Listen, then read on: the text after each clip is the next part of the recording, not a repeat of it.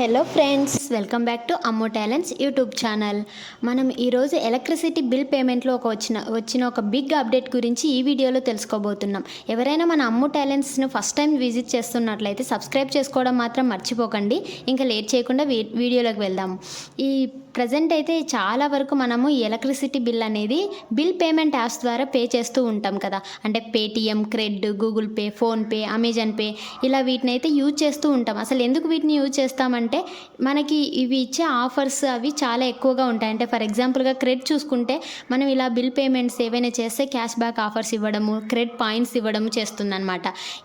వీటిని యూజ్ చేసి మనం మళ్ళీ బిల్ పేమెంట్స్ కానీ లేదా షాపింగ్ కానీ యూజ్ చేసుకోవచ్చు వాటిని. అందుకోసం అని చెప్పి ఈ మీడియేటర్ యాప్స్ అయితే మనం ఎక్కువగా యూజ్ చేస్తూ ఉంటాం.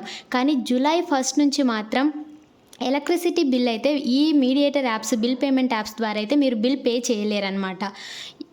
ఓన్లీ వెబ్సైట్ లేదా యాప్ ద్వారా మాత్రమే మీరు బిల్ పేమెంట్ అయితే చేయగలుగుతారు. ఫర్ ఎగ్జాంపుల్గా మీరు ఏపీలో ఉన్నారనుకోండి, ఏపీఎస్పీడీసీఎల్ వెబ్సైట్ లేదా యాప్ ద్వారా మాత్రమే మీరు బిల్ పే చేయగలుగుతారు.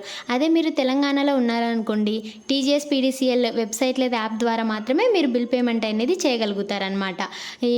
ఈ యాప్స్, మీడియేటర్ యాప్స్ మాత్రం మీరు యూజ్ చేయలేరు.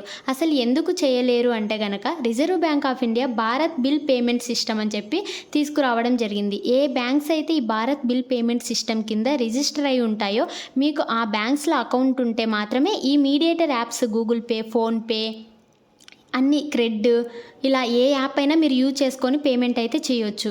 కానీ ప్రజెంట్ అయితే ఒక 8 బ్యాంక్స్ మాత్రమే అందులో రిజిస్టర్ చేసుకున్నాయి.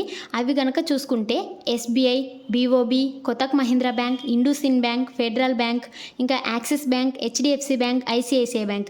ఈ 8 బ్యాంక్స్ మాత్రమే మనకు రిజిస్టర్ చేసుకున్నాయన్నమాట. ఈ 8 బ్యాంక్స్లో కనుక మీకు అకౌంట్ ఉన్నట్లయితే మీరు ఎలాంటి నిరభ్యంతరంగా మీరు ఎప్పట్లాగే PhonePe, Google pay, cred, Amazon pay ఇలా ఏవైనా యూజ్ చేసుకొని అయితే మీరు బిల్ పేమెంట్ అయితే చేయొచ్చు అనమాట. ఈ 8 బ్యాంక్స్ కాకుండా వేరే ఏ బ్యాంక్స్లో కనుక మీకున్నా కూడా ఈ ఫోన్పే కానీ, పేటిఎం, క్రెడ్, గూగుల్ పే వీటిని అయితే మీరు యూజ్ చేయలేరనమాట. ఓన్లీ ఈ 8 బ్యాంక్స్లో ఉంటే మాత్రమే మీరు పే చేయగలుగుతారు.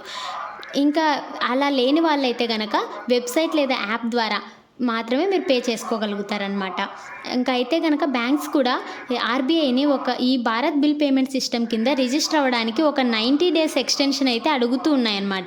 ఒకవేళ reserve bank of India 90 days extension చేస్తే కనుక మీరు ఎలాంటి ఆటంకం లేకుండా అయితే నార్మల్గా ఎప్పుడు ఎలాగ పేమెంట్ చేసుకుంటారో ఈ మీడియేటర్ యాప్స్ ద్వారా, ఫోన్పే, గూగుల్ పే ఇలా వేటి ద్వారా అయినా పే చేసుకోవచ్చు. ఒకవేళ ఆర్బీఐ కనుక ఈ 90 డేస్ ఎక్స్టెన్షన్ చేయకపోతే మాత్రం మీరు వీటిని అయితే యూజ్ చేసి పేమెంట్ అయితే చేయలేరన్నమాట. అసలు ఎందుకు రిజర్వ్ బ్యాంక్ ఆఫ్ ఇండియా ఈ భారత్ బిల్ పేమెంట్ సిస్టమ్ని తీసుకొచ్చింది అంటే అసలు ఈ మీడియేటర్ యాప్స్ ద్వారా ఎంత ట్రాన్సాక్షన్ జరుగుతుంది అనే ఒక విషయం తెలుసుకోవడానికి, అలాగే ఈ మధ్యకాలంలో ఫ్రాడ్స్ ట్రాన్సాక్షన్స్ ఎక్కువగా జరుగుతున్నాయి కదా. ఈ ఫ్రాడ్ ట్రాన్సాక్షన్స్ అనేది నిర్మూలించాలి అన్న ఒక ఉద్దేశంతో కూడా రిజర్వ్ బ్యాంక్ ఆఫ్ ఇండియా ఈ భారత్ బిల్ పేమెంట్ సిస్టమ్ని అయితే తీసుకురావడం జరిగిందనమాట. చూశారు కదండి, ఇదండి ఇవాళ ఇన్ఫర్మేషన్. ఈ వీడియో మీకు నచ్చిందని అనుకుంటున్నాను. ఈ వీడియో కనుక మీకు నచ్చినట్లయితే లైక్ చేయండి, షేర్ చేయండి, సబ్స్క్రైబ్ చేసుకోవడం మాత్రం మర్చిపోకండి. థ్యాంక్ యూ ఫర్ వాచింగ్ అమ్మో టాలెంట్స్ యూట్యూబ్ ఛానల్.